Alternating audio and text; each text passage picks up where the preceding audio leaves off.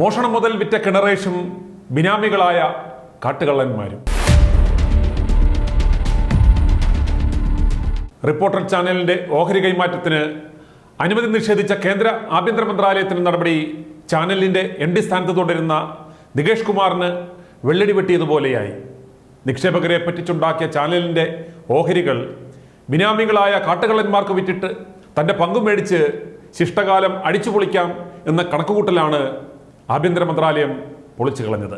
നിലവിൽ reporter channel മുതലാളിമാർ എന്ന് പറഞ്ഞു നിൽക്കുന്ന അഗസ്റ്റിൻ സഹോദരന്മാരുടെ പേരിൽ നിരവധി ക്രിമിനൽ കേസുകളുള്ളതിനാലും പോലീസ് KD ലിസ്റ്റിൽപ്പെട്ടവരായതിനാലും ഓഹരികൾ ഇവരുടെ മുട്ടിൽ കുടുംബത്തിലെ KJ ജോസ്, VV സാജു എന്നിവരുടെ പേരിലേക്ക് മാറ്റുവാനായാണ് നികേഷ് കുമാർ അപേക്ഷ നൽകിയിരുന്നത്. എന്നാൽ നിരോധിത സംഘടനയായ പോപ്പുലർ ഫണ്ടിൽ നിന്നും വരെ റിപ്പോർട്ടർ കോടികൾ സ്വീകരിച്ചുവെന്ന റിപ്പോർട്ടിന്റെ അടിസ്ഥാനത്തിലാണ് ആഭ്യന്തര മന്ത്രാലയം അപേക്ഷ തള്ളിയത്.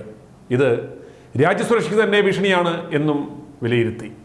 വ്യത്യസ്തമായ ന്യൂസ് അവതരണം കൊണ്ട് മലയാള ന്യൂസ് വ്യവസായ മേഖലയിൽ MV നികേഷ് കുമാർ ശ്രദ്ധേയനാകുകയും അതുകൊണ്ട് തന്നെ അദ്ദേഹത്തിൻ്റെ ചാനൽ സംരംഭത്തിൽ പല കള്ളപ്പണക്കാരും കൈയച്ച് പണം നിക്ഷേപിക്കുകയും ചെയ്തു.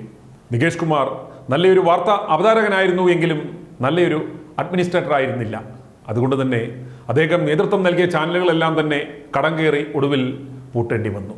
സ്വന്തമായിട്ടൊരു ചാനൽ എന്ന ആഗ്രഹം സഹിക്കുവാൻ വയ്യാതെ തന്നെ തുടർന്നാണ് 2011 ഏപ്രിലിൽ നികേഷ് കുമാർ റിപ്പോർട്ടർ ചാനൽ തുടങ്ങിയത്. തുടക്കത്തിൽ ആ ചാനലിൽ നികേഷിന്റെ ഇൻവെസ്റ്റ്മെന്റ് എന്ന് പറയുന്നത് വെറും തള്ളും ബാക്കിയുള്ള പണം തൊടുപുഴ സ്വദേശിനിയായ ലാലിയ ജോസഫ് എന്ന യുവതിയുടേതുമായിരുന്നു. ആരാണ് ഈ ലാലിയ ജോസഫ്? ഇടുക്കി DCC പ്രസിഡന്റായ CP മാത്യുവിന്റെ ഭാര്യയാണ് ഈ ലാലിയ ജോസഫ്. ഒരു രാഷ്ട്രീയ നേതാവായതിനാലാവണം അദ്ദേഹം ഭാര്യയെ മുന്നിൽ നിർത്തി ഇൻവെസ്റ്റ് ചെയ്തത്. അന്ന് നികേഷിനെ പോലെയുള്ള ഒരു മാധ്യമപ്രവർത്തനയിൽ നിഷേധിച്ചാൽ രണ്ടുണ്ട് ഗുണം: ബ്രാൻഡും വളരും, പൊളിറ്റിക്കൽ മൈലേജും കിട്ടും എന്ന് പ്രതീക്ഷിച്ചാൽ നമുക്കവരെ കുറ്റം പറയാൻ പറ്റില്ല.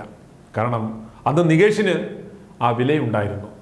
ലാലിയയും നികേഷും മാത്രമായിരിക്കും ചാനൽ ഡയറക്ടർമാർ എന്ന് പറഞ്ഞവരെ മോഹിപ്പിച്ചാണ് റിപ്പോർട്ടർ ചാനൽ തുടങ്ങുവാൻ വേണ്ടി ആദ്യ നിക്ഷേപമായ 1.5 കോടി രൂപ അവരുടെ കയ്യിൽ നിന്നും പണമായി വാങ്ങിയത്.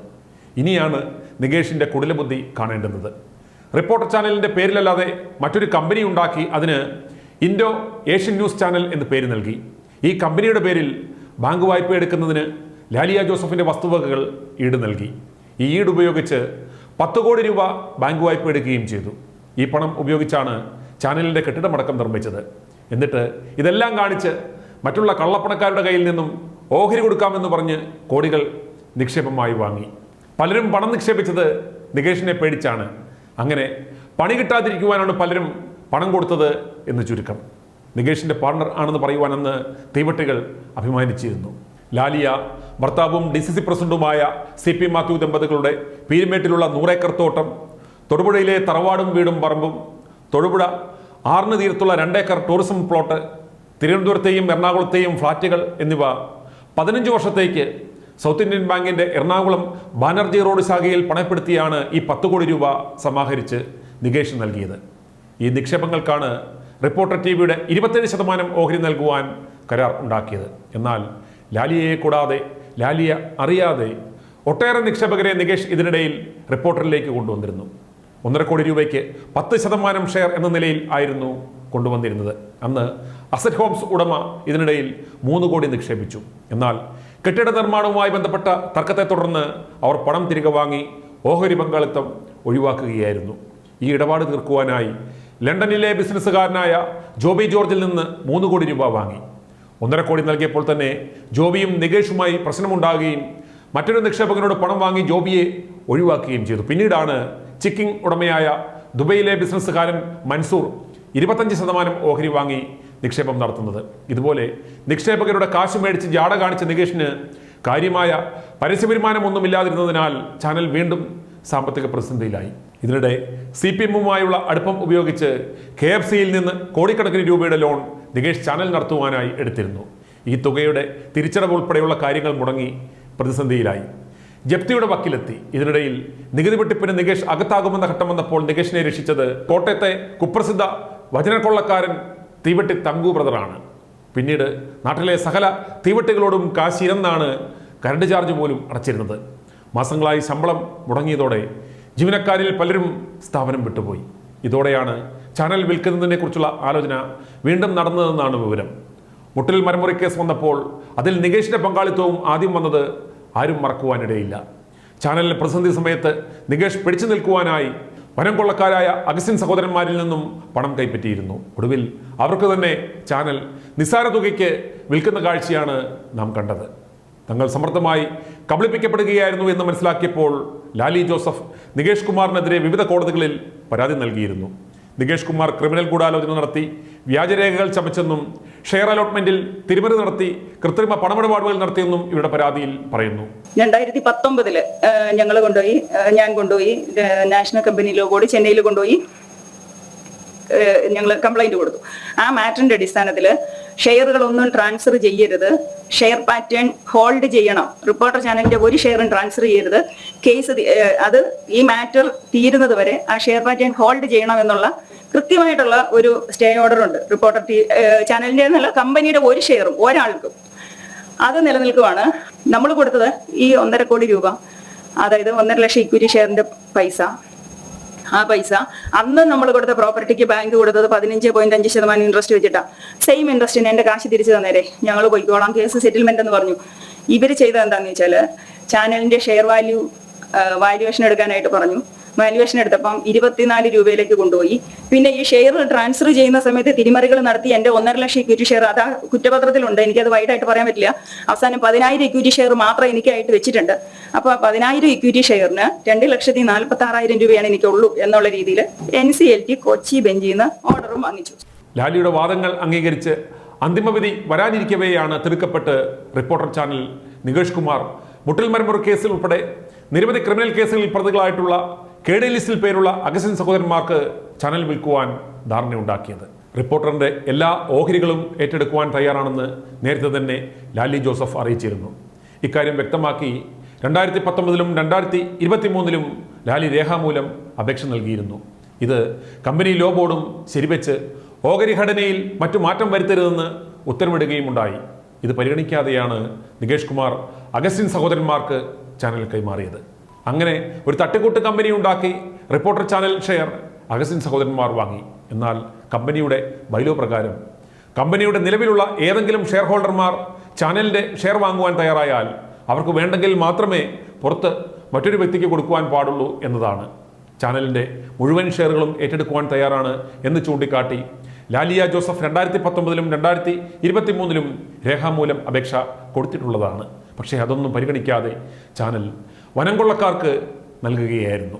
റിപ്പോർട്ടർ ന്യൂസ് ചാനൽ ഉടമസ്ഥ സംബന്ധിച്ച് വിവിധ കോടതികളിൽ കേസ് ഇപ്പോഴും നടക്കുകയാണ്.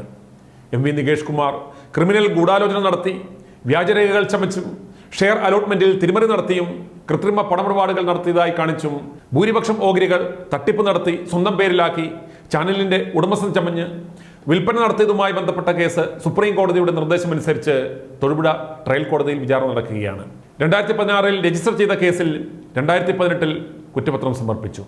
കേസിൽ ട്രയൽ തടസ്സപ്പെടുത്തുവാൻ പ്രതികൾ ഹൈക്കോടതിയിൽ നിന്നും ട്രയൽ നിർത്തിവെക്കുവാൻ സ്റ്റേ എടുത്തിരുന്നു.